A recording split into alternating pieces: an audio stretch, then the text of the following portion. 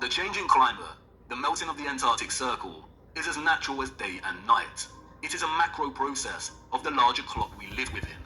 We have already discussed how the constellations that the sun is in during the equinox and solstice form a cross on the zodiac wheel when signaling the age and tropic designation. We'll look closer at the Prague clock again. The central dial of the clock is placed within the center of our magnetic field, and the sun and moon move within this field. Our magnetic field is off center from the overall greater realm. It isn't an even cross, but a true cross, or what is now referred to as a Latin cross or crucifix. We live within the crossbeam of the cross. And in case you hadn't noticed, our magnetic field pocket within the greater realm also forms a crescent moon. Not the type of crescent moon associated with the alchemical Mercury and silver, but this kind of crescent moon. The same symbol that the controllers appropriated and redesignated to represent nobility. The cross and crescent are natural expressions inherent in the workings of the timepiece we live within. They are natural expressions of God's clock. And we got it wrong. Polaris is not situated 90 degrees above our north magnetic pole, in the region we call the Arctic, home to Greenland and Iceland. Polaris rests above the vortex at the center of the greater realm. And this is where the distinction between geographic cardinal directions and magnetic directions needs to be emphasized. When we travel across our known world, or the land within our toroidal magnetic field, we use a magnetic compass, and the magnetic pole is in the center. That's why when we travel from west to east, we go in a circle, and when we travel north, we go towards the center, and when traveling south, we move directly away from the center. However, there also exist geographic cardinal points. And what do the scriptures have to say about this? It's right there in Enoch's reference to the four quarters of the world. Our magnetic field, according to Enoch, lies in the geographic north of the greater realm. And the first quarter is called the east, because it is the first. And the second, the south, because the Most High will descend there. And the west quarter is named the diminished. And the fourth quarter, named the north, is divided into three parts. First of them is for the dwelling of men. The second contains seas of water, the abysses and forests and rivers, and darkness and clouds. And the third part, the garden of righteousness. The vortex is in the center of the realm, or what is more appropriately termed true north. The X-ray image of the land on the moon map does not display this vortex, but, as discussed, it is present in the second image of the firmament. At the crown of the firmament, we see it reflected, the navel of the world. It could be that the garden of righteousness that Enoch refers to, and what is also known as Hyperbolea, is located right where Sturgios has plotted it. But this land is not the true north, or central vortex. That can only exist in the center. And as stated before, there is some curvilinear distortion present in the composite image on the moon's face. I have used my little colourful map here strictly for illustrative purposes.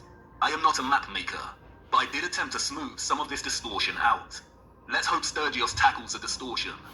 And in both my quick attempt and the actual moon map, we do see a body of land right in the center, right here. Perhaps this is a garden of righteousness, surrounding the central vortex. And perhaps Enoch's reference to it being located in our northern quarter is because it can only be accessed from within this quarter. Who knows? It is likely that the controllers deliberately put Hyperborea at the Arctic in the fraudulent maps to throw anyone of a curious and adventurous nature off track. If someone set out to find true north using these maps, they would fail. And because of the distinction between magnetic and geographic direction, finding true north would be a monumental feat, even without their deceptions. If anyone wanted to truly journey to the center of our greater realm, they would have a very hard time, and they would need to forsake the compass altogether. If the geographic south of our magnetic field is down here, with the lands usually associated with south, then the central vortex of the greater realm falls within our geographic north. But we would not be able to reach it with the compass pointing north.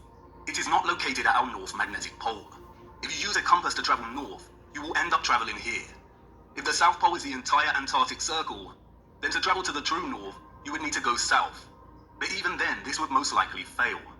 If the center is made of iron, then at some point it would supersede the southern magnetic pole of our magnetic field. If by chance you were lucky to head in the direction of true north, then the compass would most likely fail altogether due to the iron core. As the mysterious text, the Inventio Fortunata states, here the ship's compass loses its property, and no vessel with iron on board is able to get away. The only way to get to true north is by celestial navigation via Polaris, a skill set that has been generally eradicated from common knowledge. And I bet these oceans are heavily guarded. We will be returning to magnetic fields later in our journey, And we really need to reappropriate the definition of the word planet. Planet, a smaller subsection or fraction of a much larger plane. Time is ticking, viewer. You are wondering why I brought you into this dark forest. Why is all of this important? Because once upon a reset, the established timeline is a lie. We cannot begin to map our revised timeline unless we start plotting it in accordance with the greater realm we inhabit. We need to apply the astronomical clock, the ages, to get closer to some kind of clarity. We are not out of the forest yet. And can you feel it yet? The entire matrix is starting to crumble. Everything we've ever learned, everything we've ever relied upon to shape our understanding of the realm we temporarily inhabit is now unreliable. And all we are left with is our own eyes. And all we see over and over again is water always seeking its flat level. We see structural remains that those in the history books could not have built. And we see a great evil multiplying. We only have our eyes and old photographs, moments captured in time. The act of photography, the art of juxtaposition, of comparison and contrast. We are so small, our world in the mirror. Where are the maps of the age of Pisces? Where has our history gone? And what has become of us now? Are we that different to those we see in the 19th century? Look at us, desperately searching for lost time. Our boots caked in mud, our entire days spent digging through the deception. Digging and moving the mud. Frantically digging, tired and aching, but not giving up. And what do we find? The same things our ancestors of the 19th century found. Glimmers of glory, of beauty, of pain, and wonder that remain stubbornly silent, offering no explanation for its existence or how it came to be. Old photographs and such glory. I haven't shown you just how impossible these structures are yet. The only thing these people have ever built is to lie, brick by brick, and I need to show you how they did it. Our world in the mirror, once upon a reset. There have been many great resets during our realm's history, all very different in nature. We need to look at all of them. How to reset time, to wind back the clock. The death and dawn of a new age. This was not the first reset, nor is it the last. It is happening again right now. Empty cities, such quietness. There is a war going on back home, viewer, and most haven't even realized. A peculiar and irregular type of war.